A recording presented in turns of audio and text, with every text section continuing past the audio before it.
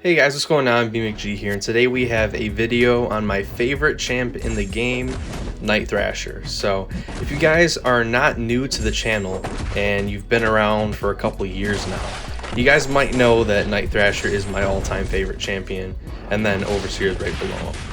But yeah, it's been really fun having this dude at rank 5. I don't use him all too much in competitive game modes and Alliance War, but I really enjoy using this guy in story content. So I went back in 8.2 and I think some 8.1 and got some footage for you guys. But this is the Venom the Duck in 6.4.1, so you guys can get an idea of what he's like against like a battleground sized health pool where there are no synergies involved. I have this relic on him. It helps a little bit actually. I can cover that in a separate video if you guys really care about it. But yeah, I just wanted to have some fun in this little video and show you guys that THRASHER's a pretty solid questing character. He's not gonna break any records in speed, but he has a lot of utility. So if you guys are curious about like some in-depth videos, I'll link this playlist in the pinned comment. But like all these fights that he was able to do at lower ranks that I spent hours getting content on, he could do at rank 5. So if you guys want to check that out and see what he's capable of, by all means have fun with that. But this video is just more of like fun questing, like path fights, and all the other ones were like boss fights and stuff like that, and abyss solos. So against this Winter Soldier here, I think we're bringing only the Darkhawk synergy. This is the most important synergy for THRASHER. It reduces the opponent's armor rating by -20% per unique debuff on the opponent, and this pairs very well with the relic I have on THRASHER. It's the Valkyrie relic. If you have the rune that amplifies the disorients, they are inflicted with a indefinite physical vulnerability debuff, and this debuff counts for that synergy and THRASHER's base kit crit damage rating per unique debuff as well. So it's just a really cool combo, and Darkhawk and THRASHER just go super well together. So yeah, that's just some really solid damage there. Those are 18k medium crits, and then when we get the taunt up from our heavy attack knockdown, that will be, I believe, 20,000 damage crits. Yeah, so both of those were 20,185. So really solid damage if you ask me. I mean, he's not gonna like break any speed records. He's more of a safety champ. He's slower. He has 100% uptime on 50% disorient. He has 100% uptime on incinerate and shock if you know how to play it right. Obviously bad AI will throw that off, but yeah, he's got those three going for him. And then he also has true accuracy on all skateboard attacks, so mediums, heavies, and specials. He ignores all evade and auto block.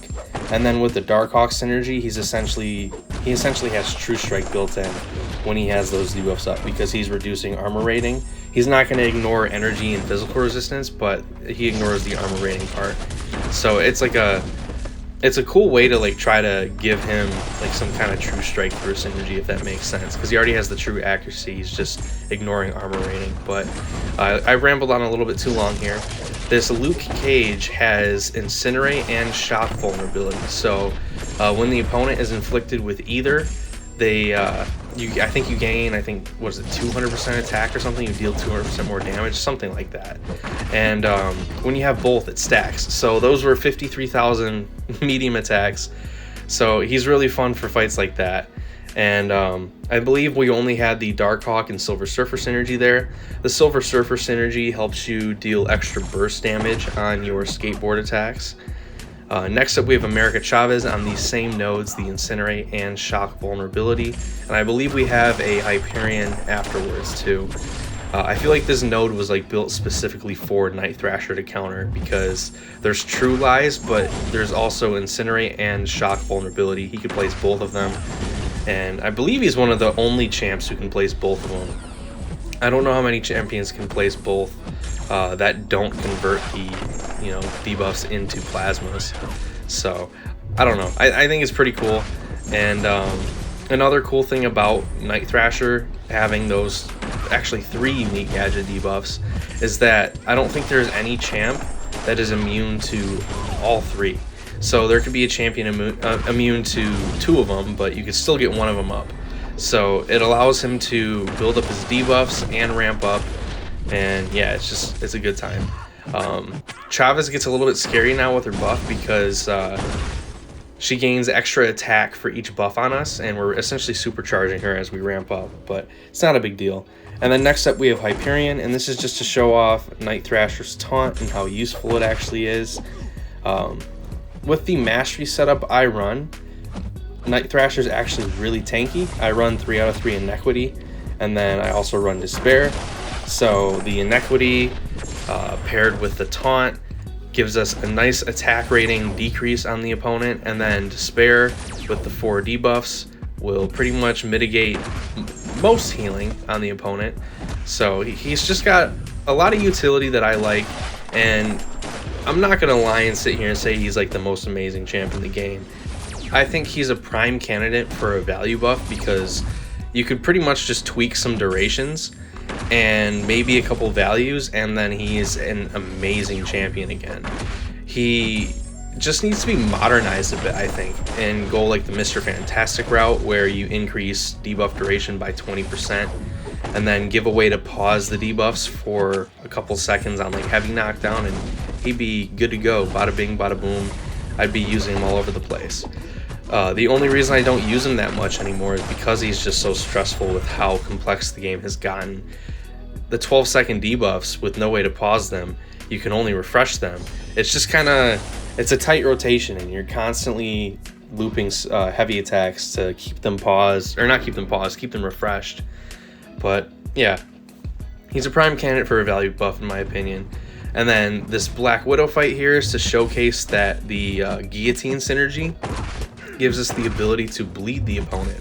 So Night Thrasher doesn't have bleed in his base kit, and some people think that like, oh yeah, that'd be great to have in his base kit. And yeah, it would be good for overall damage per second in other game modes, but not having it directly in his base kit gives you more predictability because that is a chance-based ability. There's also some nodes that can like punish you for bleeds. I know also Bloodstone's someone who punishes you for bleeding her, but she would also shrug the gadget debuffs that you're placing with the special one anyways. So I don't know. I do think it's cool that he has access to other forms of damage over time through a synergy, because that's kind of unique, and it opens up stuff like what I'm doing here. There's this node where they take less damage unless they're inflicted with a bleed effect, and then when they have the bleed effect, there's bleed vulnerability as well. What else did I want to show off here? I think the thing I wanted to show off here was the heavy spacing on the special one. I used to fight Black Widow a lot with Night Thrasher back in Act 5 when I was going through it. I would use my rank 4-star rank 5 Night Thrasher, and yeah, I was pretty good with the heavy countering, but it's been a while. That's why I ate that special one. But this node also has redoubled determination, so you could pretty much just like loop heavy attacks, and the extra combat power rate is going to shoot her pretty high in power. But yeah, he doesn't need to be able to stun the opponent. She has native defensive ability accuracy reduction, so she's failing most of the parries I try to do anyways. So refreshing my debuffs that way is, punishing her special attacks. Next up, we have a fun path, and I think it's 8.2. 8.2.2. This node here is one of the weapon combos. It's a red riot shield, and then you have to dodge the special attack to disarm it, and then stun to capture it. So it's just a trauma debuff node where they stack them on you, and then if you capture the weapon, you can stack them on the opponent. So we baited that special one, we dexed it, now we just need to get a nice little parry in. Don't get that one, but I get this one, and now we start placing these trauma debuffs, and this will synergize well with Night Thrasher's base kit, where he does extra crit damage rating for each unique debuff, as well as the Darkhawk synergy for getting decreased armor rating on the opponent per unique debuff. And then we're also getting the burst damage that is modified by our fury buffs that we are gaining. So that was a 33,000 burst off of our heavy attack, so it can get pretty stupid.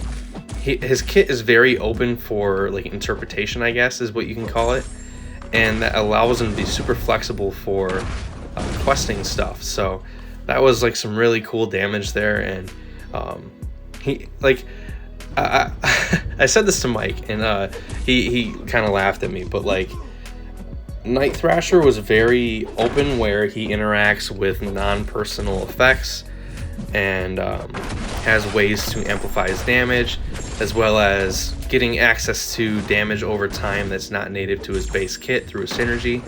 And I was joking saying that Night Thrasher crawled so Zemo could run, because Zemo is very open to manipulation through nodes. He's not limited to personal abilities. He has a synergy with Phoenix that gives him access to incinerate debuffs. So there's like some similarities there in like usage, but that's about all there is to it. I'm not trying to equate Night Thrasher to Zemo, because Zemo is miles ahead of him. But yeah, I just thought it was funny that like the design is semi-similar in terms of like what you want to use the champ for, I guess. I don't think most people understand what I'm trying to get at there. But yeah, that was the Black Bolt fight, down pretty quickly. And then next up we have this Sentry fight. There's Crimson Rage here, so every 8 seconds the opponent gains a 4-second long unstoppable buff, unless they are suffering from a bleed effect. And then they also go unblockable every 10 seconds for 2 seconds. So the whole strategy here is to bring in the Moon Knight and Guillotine synergy, so we have more chances to bleed the opponent, and then yeah, make sure we don't let him get that unstoppable. I do end up making some mistakes in this fight, but Night Thrasher has increased physical resistance, so he's actually a really solid counter to a lot of science champs if you get hit, because you know a lot of science champs do physical damage.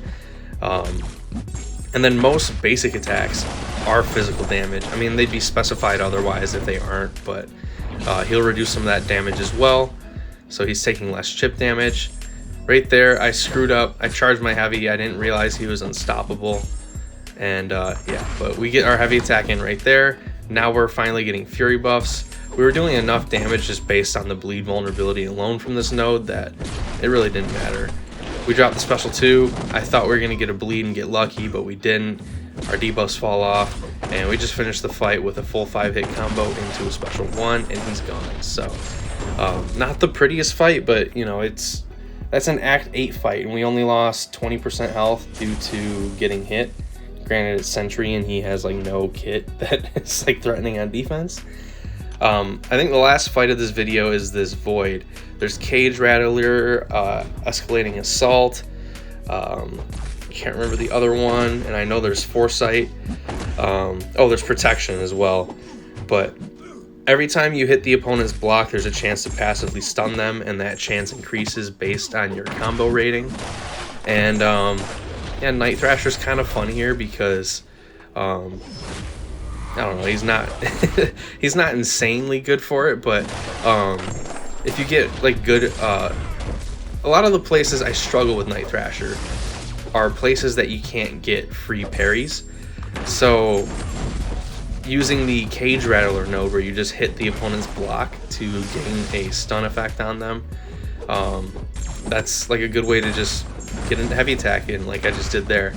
Sorry that I'm like losing my train of thought here. It's kind of late and I had some fun recording these videos, but yeah, I could have also gotten the passive Fury from Foresight here to make that a little bit faster. I love using that relic, the relic striker, as like an intercept. So you know how you guys can intercept the opponent with your special attacks? I love doing that with the relic because it's pretty safe, and the striker stun gets you a free opening essentially. So it's just a lot of fun. Right there, I thought I was gonna be able to get an intercept, but we just dropped the special 2, and that finishes Void off. So yeah, that's it for this video, guys. So if you guys did enjoy, let me know in the comments below. It's definitely my favorite champ in the game. I know he's not that great, but I love him. I'll see you guys for the next video or stream. Peace out.